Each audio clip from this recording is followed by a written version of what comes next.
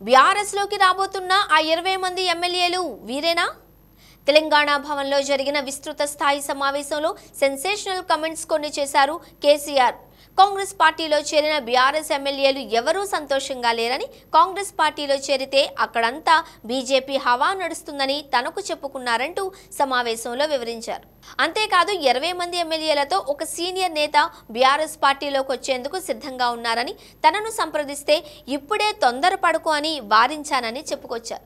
ఇక మరో 2-3 ఏళ్లలో ఎన్నికలు వస్తాయి, ఆ తర్వాత ప్రభుత్వాన్ని ఏర్పాటు చేసేది మనమే అన్నారు కేసీఆర్. కాంగ్రెస్ పార్టీని బీజేపీ బతకనివ్వదని కమెంట్ కూడా చేశారు. అయితే ఇలాంటి వ్యాఖ్యలు బీఆర్ఎస్ పార్టీలో ఎవరు చేసినా రాజకీయ ప్రాధాన్యం కోసం చేశారని భావించేవారు.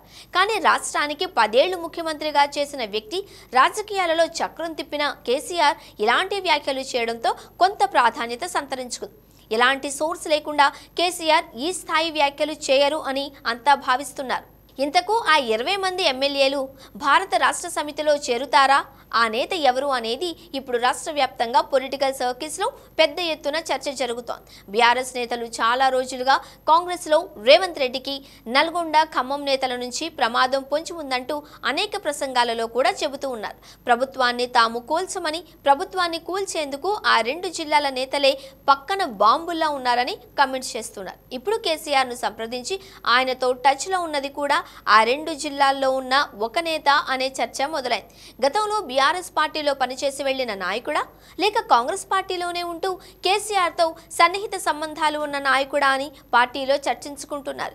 20 మంది ఎమ్మెల్యేలతో వస్తాను అంటున్నారంటే ఆయనకు 20 మంది ఎమ్మెల్యేల బలం ఉండుండాలి.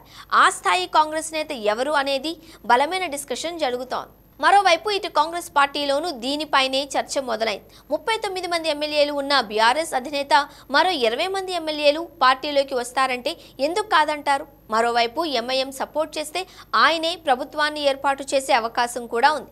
ఇలాంటి అవకాశాన్ని కేసీఆర్ లాంటి లీడర్ వదులుకుంటారా అని కాంగ్రెస్ లీడర్లు ఆఫ్ ది రికార్డ్ చెప్తున్నారు. ఇదంతా కావాలని ఎన్నికల ముందు చేస్తున్న ప్రచారం.